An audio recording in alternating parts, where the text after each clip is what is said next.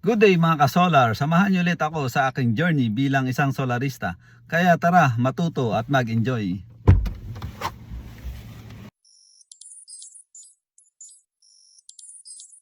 Good day to all solar enthusiasts.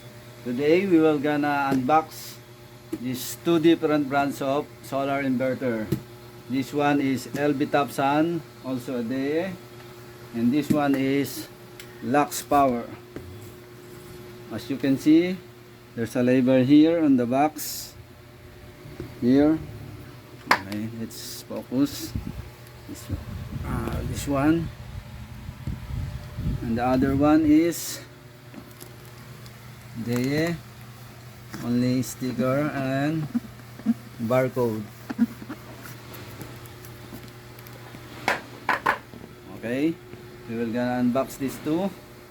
So let's get it on. Okay, we will open the LB Sun, also Deye. Okay.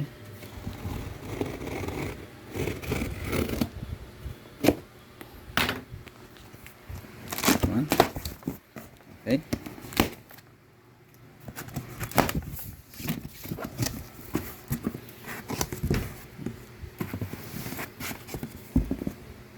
There's a foam right here on the top. We will open. The size of the box is, this is a little bit bigger than the Luxpower. Then we'll open the Luxpower. This one, Luxpower.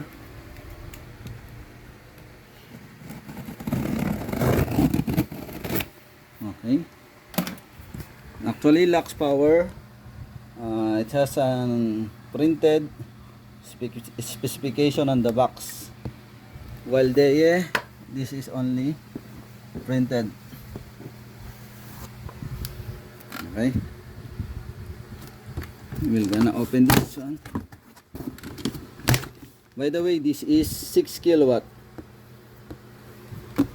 but the difference only is the output, 6 kilowatt, but almost the same specification, 5 kilowatt. As you can see, okay, Deye or LB Sun on the top, styrofoam. Okay, let's move.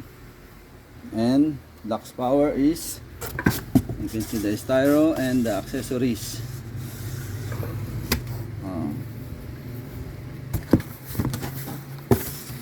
Let's check these Luxpower first. This one is the bracket, mounting bracket. You can fix on the wall like this. Okay, put it here. Okay, this is the cover of the inverter. Once you finish the installation, you can fix this to the inverter to cover the cables. And this one, the manuals.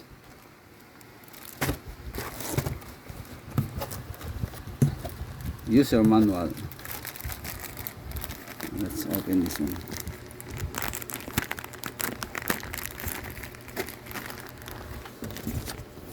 Oops.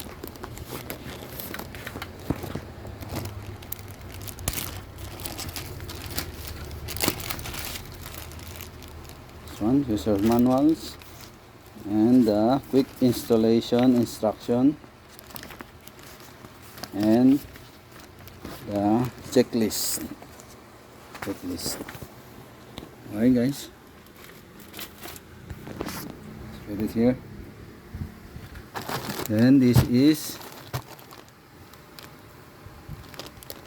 the connection cable, RJ45. I think this is, let's read the labels, parallel CAN, parallel port, parallel CAN. As you can see, parallel CAN used to communicate the battery and the inverter. Okay, let's put it here. And another RJ45.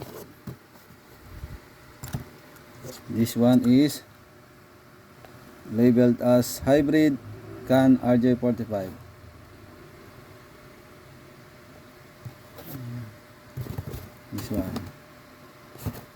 This one is from battery to CAN. Okay, battery CAN. I think the other one is for parallel. This one. Correction. Parallel cable. And also, this is the limiter here. The limiter. Okay. As you can see, long cables. Okay. The others is, this one is the cover. This one is labeled as grid. And this one's labeled as EPS connector.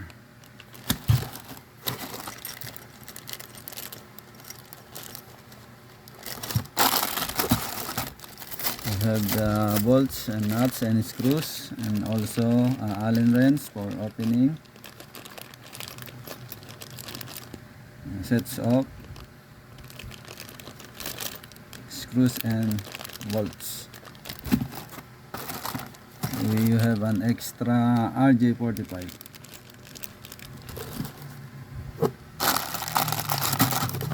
You have a MC4 connector.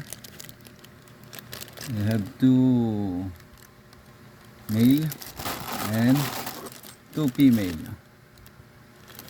This one is labeled PB positive and PB negative.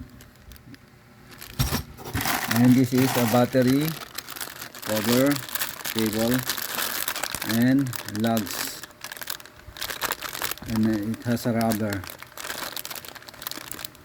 Okay. Okay.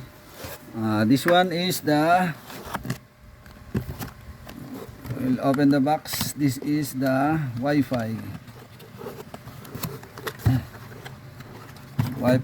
This one is Wi-Fi, and also comes up with the manuals. Okay.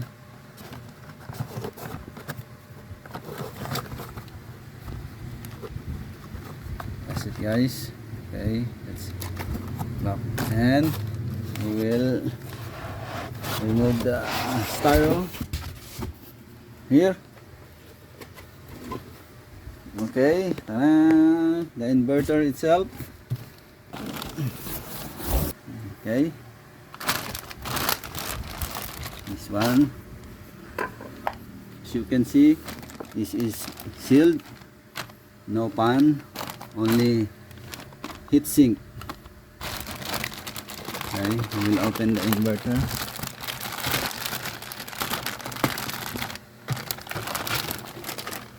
Okay.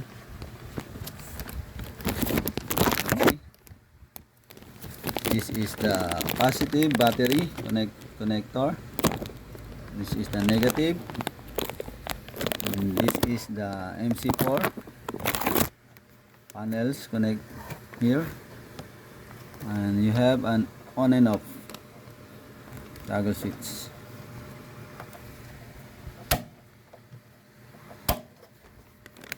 Then this one is the Wi-Fi, wireless communication. This one is the grid connection, and this one is the EPS connection. Then this is the city meter RJ45 and the other port.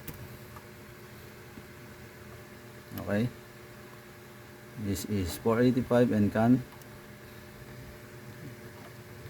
and a dip switch. Actually, by default, you don't touch anything here, only already configured by the manufacturer. Okay. Okay. That's Luxpower. Okay. We will check the label right here. LXP 6K hybrid, maximum DC voltage 550 volts, MPT voltage range 120 to 500 volts, short circuit current 13.7 amps, input 12.5 amps, both. Maximum DC power. This is the advantage of Luxpower. This is only 6 kilowatt, and also the 5 kilowatt has a maximum DC power of 8 kilowatt. We have a voltage of 230 volts, 60 hertz. Maximum continuous power 26 amps. Okay, the output is 6 kilowatt.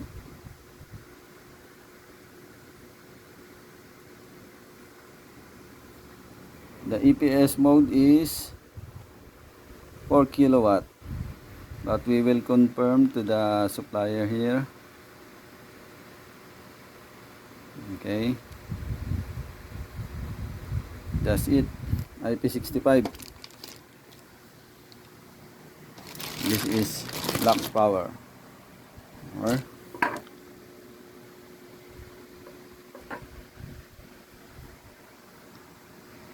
Okay, we will going to Deye. Now let's go to Deye. Luxpower, Deye, and remove the styro. This one is the user's manual. Here you can see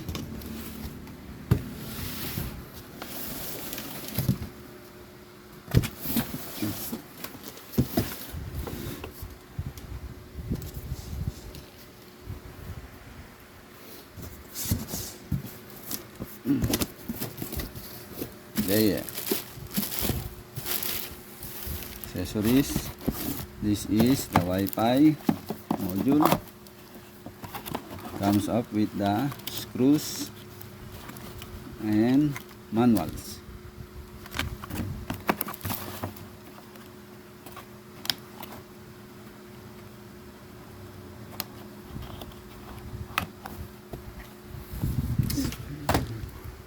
Another one is, on the other side is me. Open this one.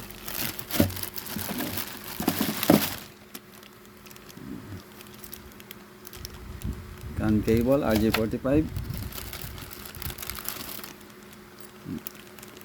Allen wrench, and battery sensor. This one is the limiter.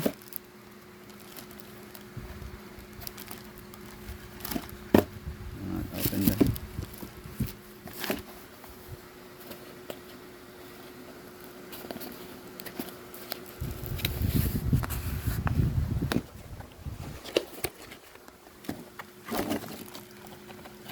This one. Limiter.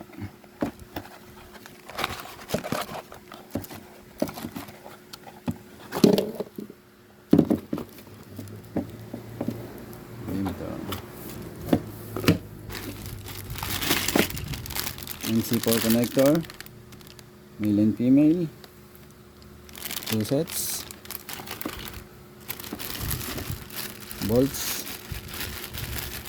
nuts and screws. Right? Here.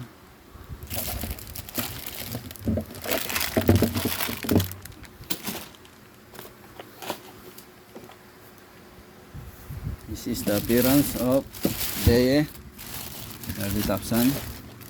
As you can see, touch screen. You can touch the screen, and also keypad. this is a good features. Touch screen. We have labeled DC. Once the DC turn on, the light is on. Once the AC is on, the AC is on. Once the normal operation, you can see here has a power here, and once it has alarm, indicates here. Okay, then open the inverter. Okay, let's leave it up. Okay, as you can see here is the grid connection, the load connection, load or EPS, a gen port connection. This one on the communication. This one is on and off. This is for PB, off and on and off. Has 2 MPPT, positive. Both this one is positive, this one is negative. This is battery connection. You can see positive, negative. Wi-Fi, you remove this one, and a ground. Also a heatsink, and this is bracket. You remove the screws, get the bracket and fix to the wall. This one, and hook it up here. Right, this is the heatsink. This one. Okay.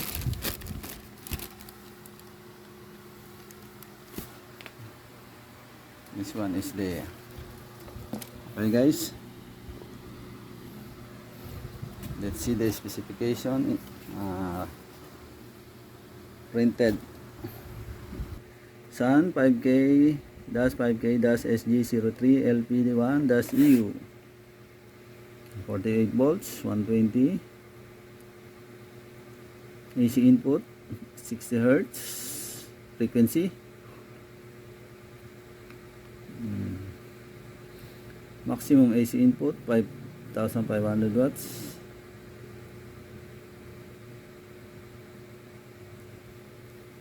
Input 125 500.